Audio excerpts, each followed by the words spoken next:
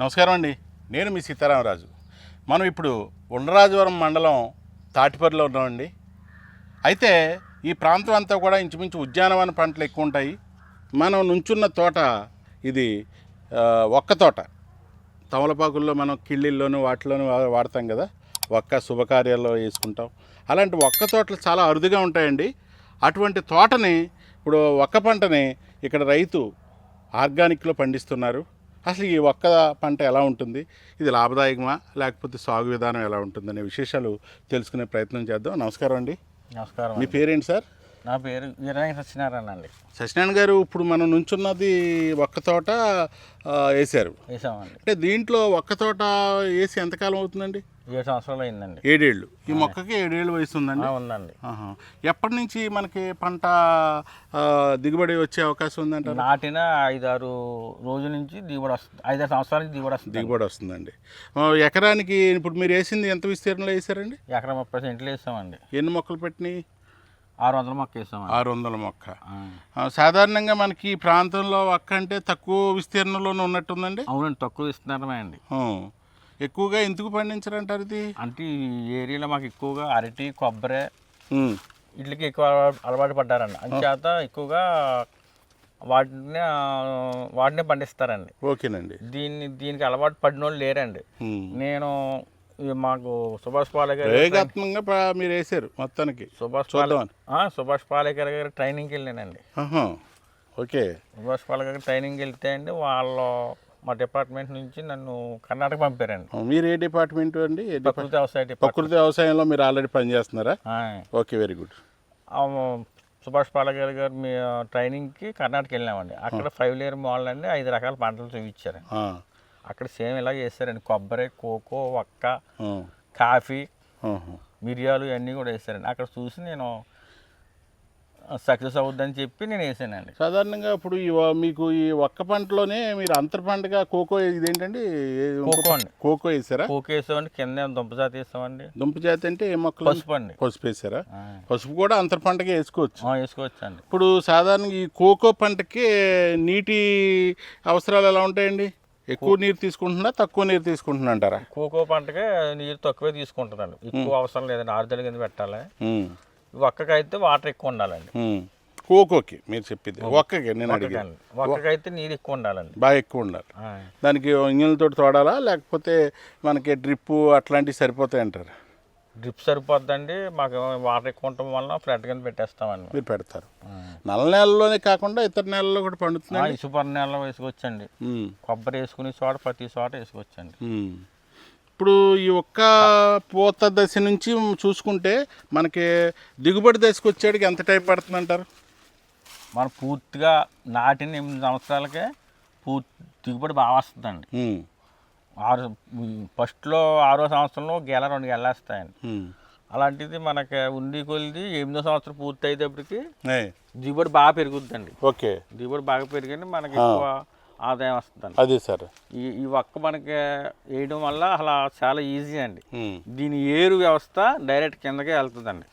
అలా పక్కకి వెళ్దండి. వెళ్దాం మొక్క పెరిగి కొలిది వేరు వ్యవస్థ కిందకి వెళ్ళి కొలిది మొక్క కాండం బాగా లావచ్చండి.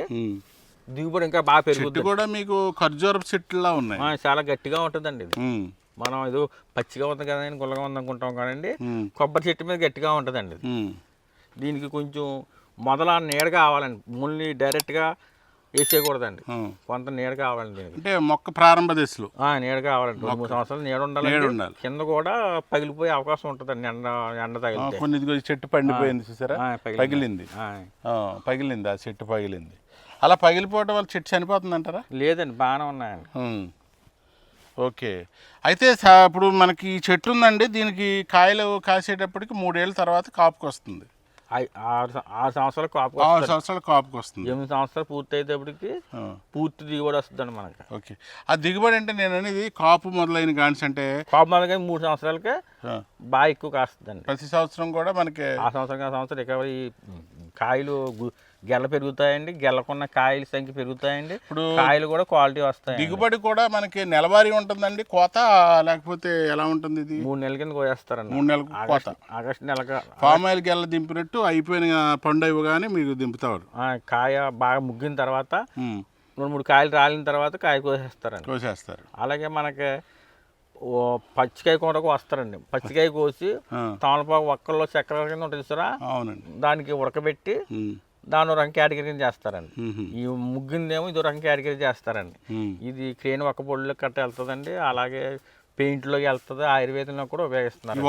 అవునండి. డిమాండ్ ఉందండి బయట మార్కెట్లో, బాగుందండి. ఇప్పుడు మీరు ఎన్ని కోతలు తీసారు? ఇప్పటికి 3 వారాలు తీసామండి. సాధారణంగా మనకి దిగుబడి వచ్చిన కానీ నెలవారీ ఎంత ఆదాయం వస్తుందండి ఎకరానికి వేసుకుంటే? ఒక నెలవారీ ఎకరానికి వేసుకుంటే మనకి ఒక ఎకరానికి వచ్చి 40,000 దాకా వస్తుందండి. 40,000 దాకా. పెట్టుబడులు ఎలా ఉంటాయండి? పెద్ద పెట్టుబడి ఉండదండి. దీనికి మేము ప్రకృతి వ్యవసాయం చేస్తామండి. ద్రవజామృతం, ఘనజామృతం వాడతామండి. దాంట్లో చేప బెల్లము, కోడిగుడ్డు నిమ్మరసం స్ప్రేయింగ్ చేస్తామండి. అంతే తప్ప పురుగు మందులు పురుగు అంటే రాదండి, ఏ జబ్బులు రావదండి. ఒకసారి మాత్రం ఘనజామృతంలో ఎకరానికి వచ్చి 2 బస్తాలు వేప పిండి వేస్తామండి, అంతే అండి. ఇంకేం వాడమండి అలా, అంతే తప్ప మీరు ఇంకా ఇతరత్ర ఏం వాడమండి. ఇది ఒకరి వలన అండి దీని గౌపుకి పురుగేది రాదండి, రాదు. ఇప్పుడు మార్కెట్లో దీనికి గిట్టుబాటు ధరే ఉందా? ఎలాగండి కేజీ లెక్క? కేజీలు లెక్కన కొంటారండి, చెట్లు లెక్కన కొంటారు. చెట్టు గెల్ల పాడేసుకుంటారు. ఇప్పుడు అలాగే చేను లెక్క కొంటారండి. ఇప్పుడు మా చేను ఉందండి, ఇది 600 మొక్క వేసామండి. ఇందులో 300 సుమారు కాసినాయండి. అంటే కొన్ని 6 సంవత్సరాలు కాసినాయండి, కొన్ని 7 సంవత్సరాలు కాసినాయండి. మనకి 8 సంవత్సరం వచ్చేటప్పటికి పూర్తిగా అన్ని మొక్కలు కాస్తాయండి. ఇప్పుడు మనం 7వ సంవత్సరంలో ఉండటం వల్ల కొన్ని చెట్లు దిగుబడి ఎక్కువ ఉన్నాయండి, కొన్ని చెట్లు దిగుబడి తక్కువ ఉన్నాయండి. అది చేత యావరేజ్ టన్నేజీ లెక్క ఏమున్నదా? టన్నేజ్ లెక్క ఉన్నది. టన్నేజ్ వస్తుంది నెలవారీ 3 నెలలకు ఒకసారి అనేది? నెలకు అలాగే అమ్మలేదండి, మేము చెట్లు లెక్కనే కేజీ లెక్కనే అమ్మడానికి వస్తాయి. ఈ నారు అది ఎక్కడి నుంచి తీసుకొస్తారండి? నారు దొరుకుతుందా? నర్సరీలో దొరుకుతుందండి. మనం విత్తనం వేసుకోవడానికి అవకాశం ఉంటుందా? మనకి విత్తనం వేయాలంటే అండి కనీసం 25-30 సంవత్సరాలు తోట ఉండాలండి. లేత తోటలో విత్తనం అంత రిజల్ట్ రాదండి.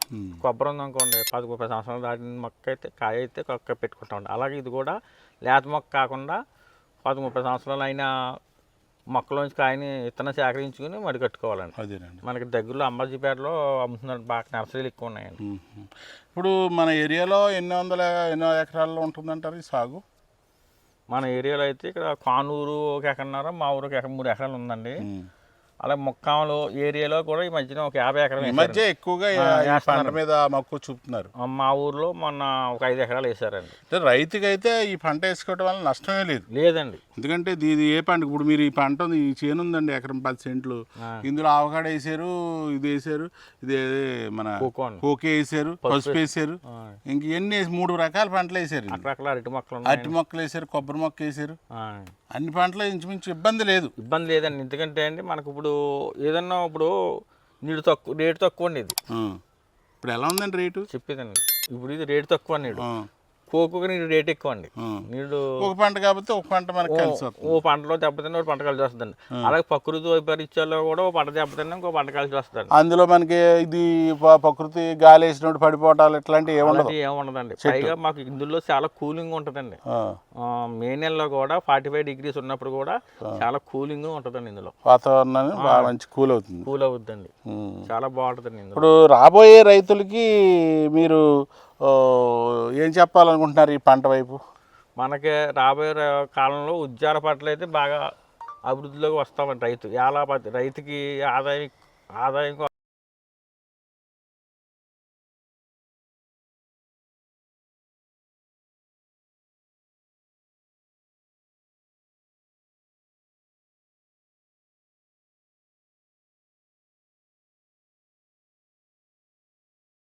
ఒక్క వేసుకుంటే అండి మనకి ఇంకా వస్తుందండి, బాగుంటుంది. ఇది చెట్టు ఓవరం కాదండి. ఇప్పుడు హెచ్చు తగ్గులు ఎప్పుడూ ఉంటాయండి ప్రతి పంటకైనా ఉంటుందండి. మనకి ఉద్యాన పంట అనుకోండి, తుఫాన్లకి చీడపీడలని అన్ని తట్టుకుని మనకి ఎక్కువ ఆదాయం వస్తుందండి. కాబట్టి వేసుకోవచ్చండి. దీనికి పురుగు మందులు కూడా అవసరం ఉండదండి. అదేనండి.